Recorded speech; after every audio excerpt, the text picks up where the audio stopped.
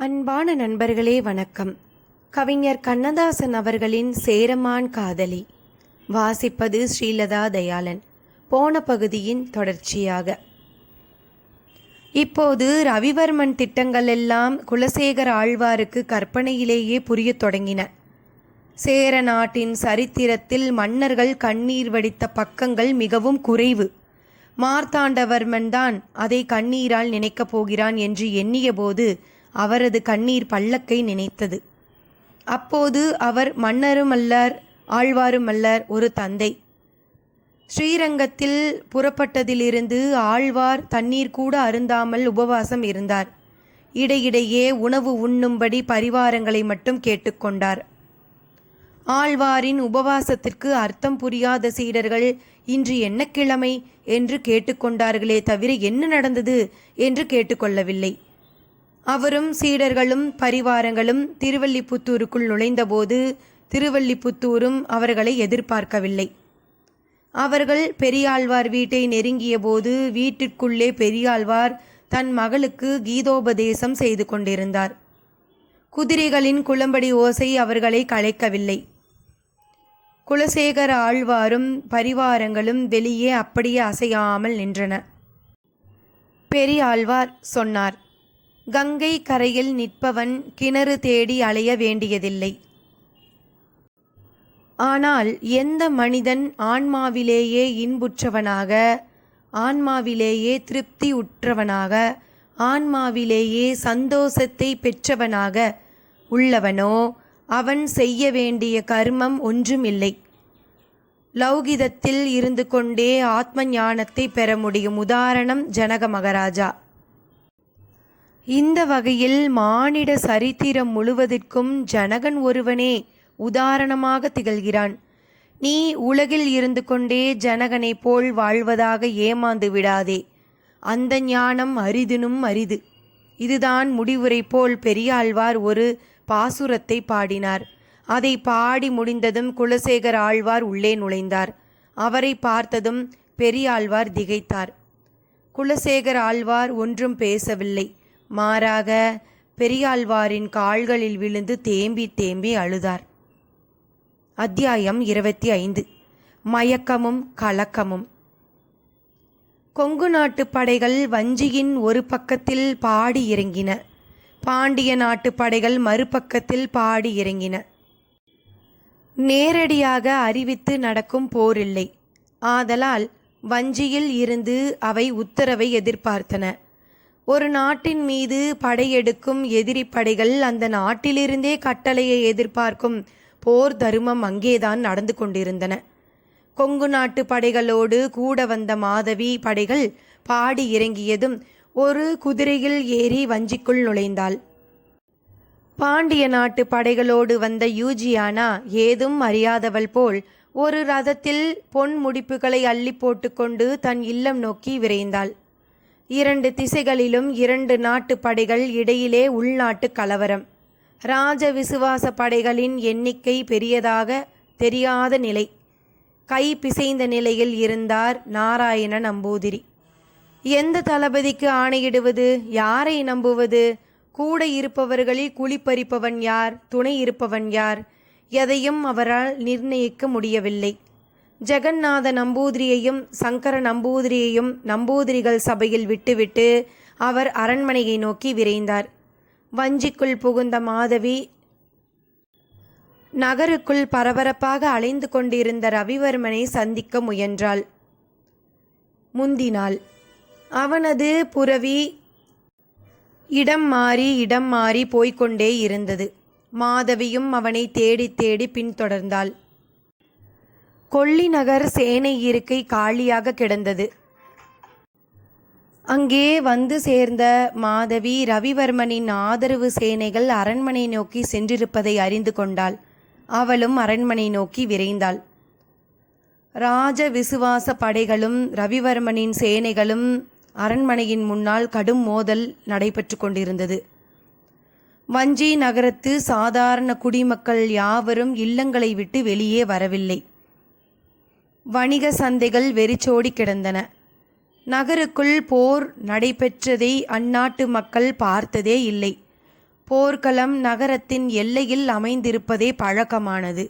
அதன்றியும் பிற நாடுகளுடன் போர் பற்றி மட்டுமே கேள்விப்பட்டிருந்த வஞ்சி மக்கள் உள்நாட்டு போர் எப்படி இருக்கும் என்பதனையும் அறிந்ததில்லை. வஞ்சியின் கோட்டை வெளி ரணகலமாகிக் கொண்டிருந்தது.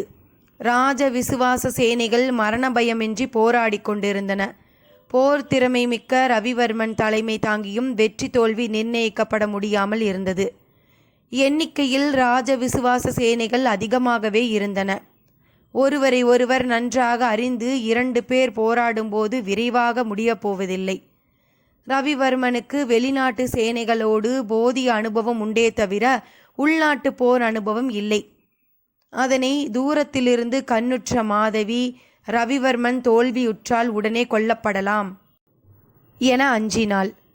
கொலையல்லாமல் வெறும் தோல்வியாக அது இருக்குமானால் உடனடியாக கொங்கர் படையும் கூடற்படையும் உள்ளே புகுந்து அவனை விடுவித்து வெற்றி கொண்டாட முடியும்.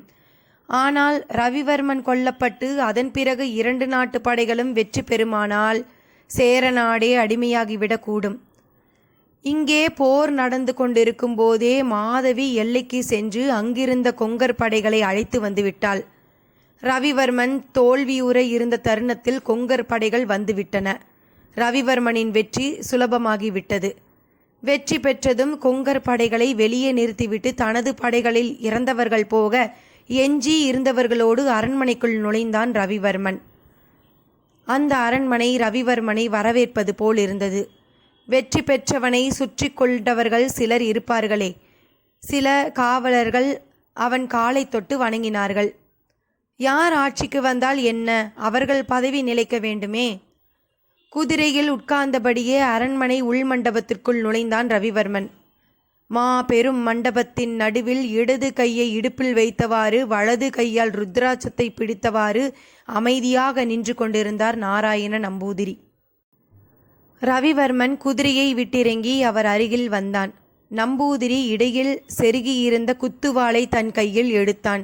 தன்னை கொல்லப் போகிறான் என்றே நாராயண நம்பூதிரி நினைத்தார். ஆனால் எகிரி வரும் ஈட்டிக்கு இமை கொட்டாத கண்கள் அவர் கண்கள்.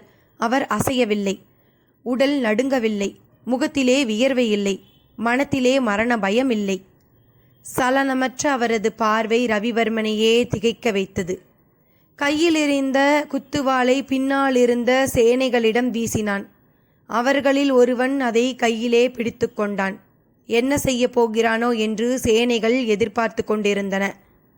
யாரும் ஏன் நாராயண நம்பூதிரியே எதிர்பாராத வண்ணம் அவரது கால்களை தொட்டு வணங்கினான் ரவிவர்மன். தம்பிரான் சுவாமிகள் என்னை ஆசீர்வதிக்க வேண்டும் என்றான். நம்பூதிரி மெதுவாக சிரித்தார். கடி உண்டவன் நாகத்தை ஆசீர்வதிக்க மாட்டான் என்றார். நாகம் தங்களை கடிக்கவில்லை என்றான் ரவிவர்மன். அது என்னை கடிப்பதைத்தான் எதிர்பார்க்கிறேன் என்றார் நம்பூதிரி. நாம் அமைதியாக பேச வேண்டும், அதற்கு இது நேரமல்ல என்றான் ரவிவர்மன்.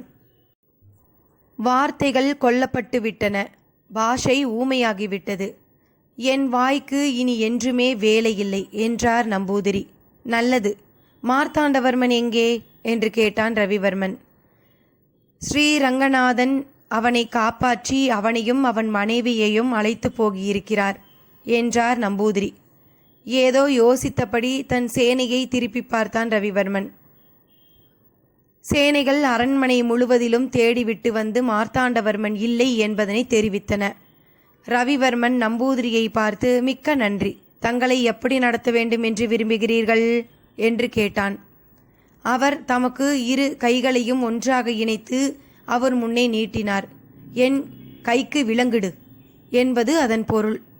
தம்பிரான் சுவாமிகள் போகலாம், பிறகு நாம் சாகவாசமாக சந்திக்கலாம் என்றான் ரவிவர்மன். நம்பூதிரிகள் அதிர்ச்சி அடையவும் இல்லை, ஆச்சரியப்படவும் இல்லை. கைது செய்யப்பட்டால் எப்படி இருப்பாரோ அப்படியேதான் அப்போதும் இருந்தார். நீங்கள் வணங்கும் ஸ்ரீமன் நாராயணன் மீது ஆணையாகவும் நான் வணங்கும் பகவதி அம்மன் மீது ஆணையாகவும் கூறுகிறேன், நீங்கள் போகலாம் என்றான் ரவிவர்மன். அவர் தமது வலது கையை நீட்டினார். வீரனிடம் இருந்த குத்துவாளை வாங்கி அந்த கையில் வைத்தான் ரவிவர்மன். அந்த குத்துவாளை ஓங்கி தன் மார்பை நோக்கி பாய்ச்சினார் நாராயண நம்பூதிரி. பளிச்சென்று அவர் கையை பற்றி கொண்ட ரவிவர்மன், நான் செய்யாத வேலையை நீங்கள் செய்யக்கூடாது என்றான். கர்மத்தை செய்ய முடியாதவனுக்கும் தர்மத்தை காக்க முடியாதவனும் வாழ்வதில் அர்த்தமில்லை, என்னை விடு என்றார் நாராயண நம்பூதிரி. இவ்வளவு நன்றியும் திறமையும் உள்ள உங்களை சாகும்படி விட நான் தயாராக இல்லை. உங்களை பாதுகாப்பதற்காகவே சிறை செய்கிறேன் என்ற ரவிவர்மன் அவர் கையில் இருந்த குத்துவாளை பறித்து கொண்டான். 2 சேனை வீரர்கள் நாராயண நம்பூதிரியின் 2 பக்கங்களிலும் வந்து நின்றார்கள். அவர்கள் வழிகாட்ட நாராயண நம்பூதிரிகள் நடந்தார். அவர் பல்லக்கில் ஏற்றப்பட்டார். 4 அதை சுமந்தார்கள். அந்த 2 வீரர்களோடு மேலும் சில வீரர்கள் பின்தொடர்ந்தனர். அவர்கள் அவரை சிறைச்சாலை கொண்டு போகவில்லை, நேராக நம்பூதிரிகள் சபை கட்டிடத்திற்கே கொண்டு போனார்கள். பல்லக்கில் இருந்து இறங்கிய நம்பூதிரிகள் உள்ளே நுழைந்தார். சபை மண்டபத்தில் இருந்த ஆயுதங்களை வீரர்கள் அப்புறப்படுத்தினார்கள். அங்கு இருந்த காவலாளிகளிடமிருந்த ஆயுதங்களையும் பறித்து கொண்டனர். எப்போதும் போலவே தம்பிரான் சுவாமிகளுக்கு உபச்சாரங்கள் நடக்கட்டும் என்று ஆணை பிறப்பித்தார்கள். 4 சேனை வீரர்கள் அங்கேயே நிற்க மற்றவர்கள் அரண்மனையை நோக்கி நடந்தார்கள். அரண்மனையில் ஒரே குதூகலம்.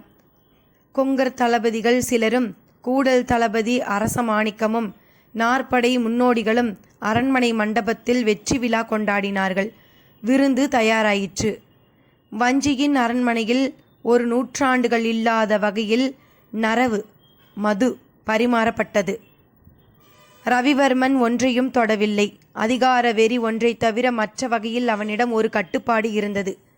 மாதவியும் மற்றும் சில பெண்களும் அந்த வீரர்களுக்கு பரிமாறினார்கள். மாதவி நாட்டியமாடினாள். வீரர்களும் கூடவே ஆடினார்கள்.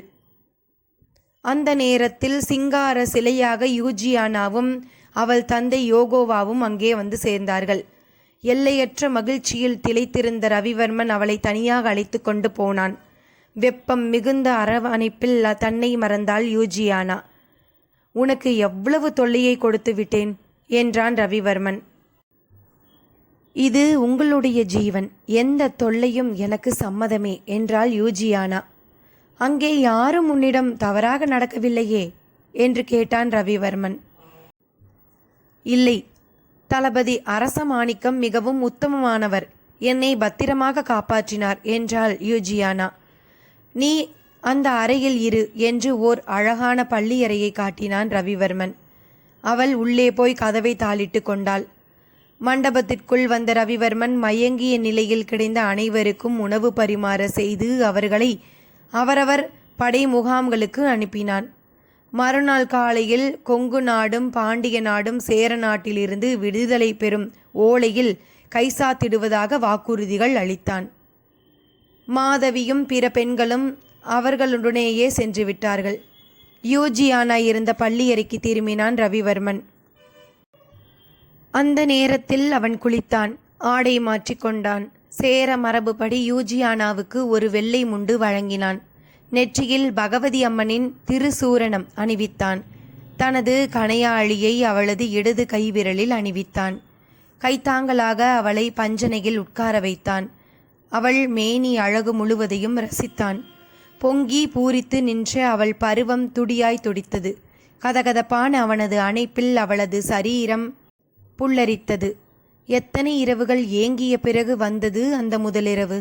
யூஜியானா இன்ப சாகரத்தில் நீந்தினாள். அவள் உள்ளமும் உடலும் சாந்தி பெற்றன. நாராயண நம்பூதிரியும் ரவிவர்மனும் வாதாடி கொண்டிருந்த போது ரவிவர்மனின் இல்லத்தில் தாவலி சகோதரிகளும் பத்மாவதியும் நிம்மதியின்றி தவித்து கொண்டிருந்தனர். அப்போது கதவு தட்டப்பட்டது. ரவிவர்மனை எதிர்பார்த்து ஓடிப்போய் கதவை திறந்தாள் சாலியூர் தாவலி. முழுக்க தங்களை மூடியபடி 2 உருவங்கள் உள்ளே நுழைந்தன. அனைவரும் திகைத்தனர். வந்தவர்கள் மார்த்தாண்டவர்மனும் மெல்லிலங்கோதையும். தாவலி சகோதரிகளையும் பத்மாவதியையும் பார்த்து கைகூப்பியபடி அடைக்கலம் என்றாள் மெல்லிலங்கோதை. அவள் கண்களிலிருந்து மாலை மாலையாக கண்ணீர் வடிந்தது. அவள் மட்டுமா அழுதாள்? அங்கிருந்த அத்தனை பேருமே அழுதார்கள். அத்தியாயம் 26. வனவாசம் நோக்கி. அன்றைய இரவு முழுவதும் எப்படி வெற்றி களியாட்டத்தில் ரவிவர்மனும் யூஜியானாவும் தூங்கவில்லையோ அப்படியே அவனது வீட்டில் மார்த்தாண்டவர்மனும் மெல்லிலங்கோதை பத்மாவதி தாவளி சகோதரிகள் யாரும் தூங்கவில்லை. ஜனனத்தில் சந்தோஷம் கொண்டாடும் ஒரு வீடும் மரணத்தில் துக்கம் கொண்டாடும் ஒரு வீடுமாக பூமி காட்சியளிப்பது போலவே அந்த இரவில் வஞ்சி நகரம் காட்சியளித்தது. பொழுது விடிந்தது. வஞ்சி நகரத்து மக்களுக்கு என்ன நடந்தது என்பதே முழுவதும் புரியவில்லை. 2 எல்லைப்புறங்களில் கொங்கர் படையும் கூடற்படையும் மகிழ்ச்சி கொண்டாடியதை பார்த்தவர்கள் போரில் சேரநாடு தோற்றுவிட்டதாகவே பேசிக்கொண்டார்கள். மார்த்தாண்டவர்மன் கொல்லப்பட்டு விட்டதாகவும் ரவிவர்மன் சிறை செய்யப்பட்டு விட்டதாகவும் சிலர் பேசிக்கொண்டார்கள். இது நாராயண நம்பூதிரியின் சூழ்ச்சி என்று வேறு சிலர் பேசிக்கொண்டார்கள். மெதுமெதுவாக கதவை திறந்து வெளிவந்த மக்களிடையே வதந்திகள் விஸ்வரூபம் எடுத்தன. ரவிவர்மனுக்கு ஆதரவானவர்கள் ரவிவர்மனால் நாடு பிழைத்துவிட்டது என்றும் கொங்கர் பாண்டியர் சேரர்களுக்கு நடுவே சமாதானம் ஏற்பட்டு விட்டது என்றும் ரவிவர்மன் இல்லை என்றால் என்னென்னவோ ஆகியிருக்கும் என்றும் பேச தலைப்பட்டார்கள். கொஞ்சம் கொஞ்சமாக மார்த்தாண்டவர்மன் தலைமறைமாகிவிட்டதும் ரவிவர்மன் பட்டத்திற்கு வந்ததும் நாராயண நம்பூதிரி இல்லத்திலேயே சிறைப்படுத்தப்பட்டதும் அவர்களுக்கு புரிய தொடங்கின. வணிக அங்காடிகள் திறக்க ஆரம்பித்தன. வதந்திகளை கலைத்து கொண்டு அரண்மனை கோட்டை வாசலில் முரசு முழங்கிற்று. சேர நாட்டிற்கு வரவிருந்த ஆபத்து தடுக்கப்பட்டு விட்டதாகவும் கொங்கர் பாண்டியருக்கிடையே ரவிவர்மன் சமாதானம் செய்து விட்டதாகவும் மார்த்தாண்டவர்மனை ரவிவர்மன் பத்திரமாக வெளியேற்றி விட்டதாகவும் நாராயண நம்பூதிரி சபை கட்டடத்திலேயே இருக்கிறார் என்றும் சஞ்சலமின்றி மக்கள் நடமாடலாம் என்றும் முரசறைபவன் முழங்கினான். மக்களுக்கொரு நிம்மதி. பெரும்பாலான மக்கள் அரசு பீடத்தில் யார் இருக்கிறார்கள் என்பதை பற்றி கவலைப்படுவதில்லை. தங்களது அன்றாட வாழ்க்கைக்கு இடையூறு இல்லாமல் இருந்தால் போதும் என்பதுதான் அவர்கள் நிலை. சேர வம்சத்தில் அக்கறை உள்ள ஒரு பரம்பரையினர் மட்டுமே புதிய மாற்றங்களை பற்றி வருந்தினார்கள். மார்த்தாண்டவர்மனை பற்றி பெருமிதப்படுவதற்கோ புகழ்ந்துரை செய்வதற்கோ அவனது குறுகிய ஆட்சி காலத்தில் ஏதும் நடக்கவில்லை. ஆதலால் அவன் எங்கிருக்கிறான் என்பது பற்றிய பெரும்பாலானோர் கவலைப்படவில்லை.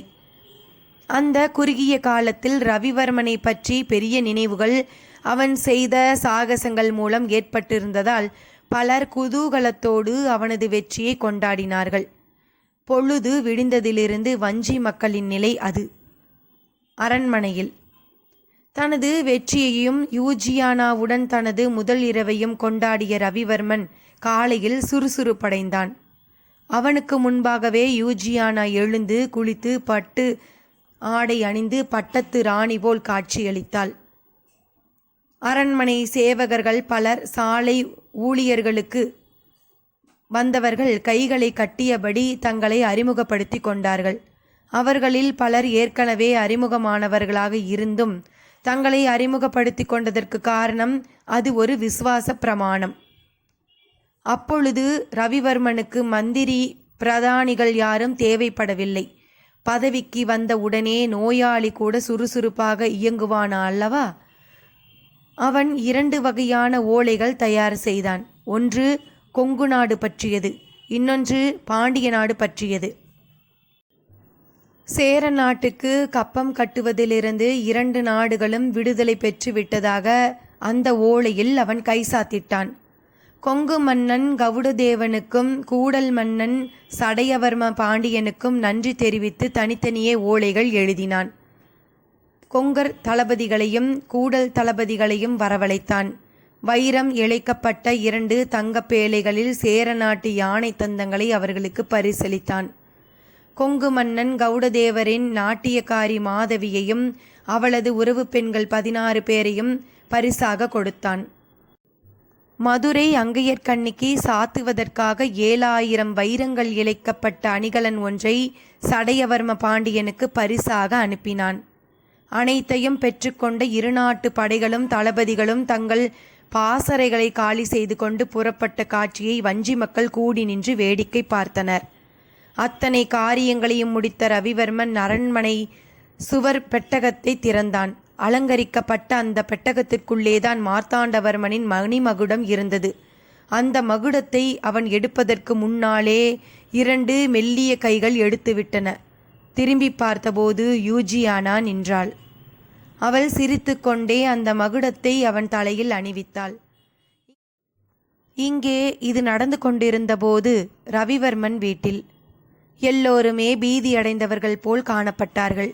மாடத்தில் இருந்த ஓர் அறையில் மார்த்தாண்டவர்மனும் மெல்லிலங்கோதையும் சிறைப்பட்டவர்கள் போல் இருந்தார்கள்.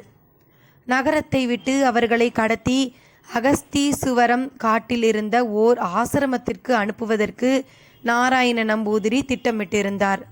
அந்த ஏற்பாடுகள் பூர்த்தியாவதற்கு முன்பே அரண்மனை வளைக்கப்பட்டு விட்டதால் வேறு எங்காவது தலைமறைவாக இருக்கும்படி சுரங்கப்பாதை வழியாக அவர்களை அனுப்பி வைத்தார்.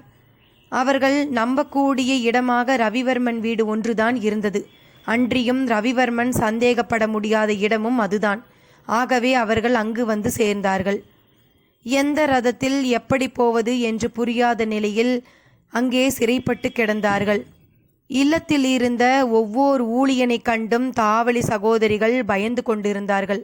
ஆனால் பத்மாவதி பயந்தவளாக இல்லை. யார் மூலம் ரதம் கொண்டு வருவது, யார் அந்த ரதத்தை ஓட்டி செல்வது என்று யோசித்தாள். மெதுவாக கதவை தட்டி தம்பி மார்த்தாண்டவர்மனிடமே அந்த கேள்வியை கேட்டாள். அவன் நம்பிக்கையோடு நினைவுபடுத்தி சொன்ன பெயர் அங்கதன் பெயராகும். அங்கதனை வரவழைக்க யாரை அனுப்புவது? அந்த யோசனையில் ஆழ்ந்தாள். அந்த நேரத்தில் வெளியிலே ரவிவர்மனின் ரதம் வந்து கொண்டிருந்தது. மேலும் என்ன நடந்தது என்று அடுத்த பகுதியில் பார்க்கலாமா? நன்றி நண்பர்களே.